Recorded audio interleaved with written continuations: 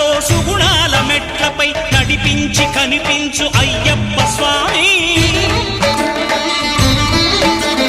మకర సంక్రాంతి సజ్జోతివై అరుదెంచి మహిమలను చూపించు మణికంఠ స్వామి. కర్మబంధము బాపు ధర్మశాస్త్ర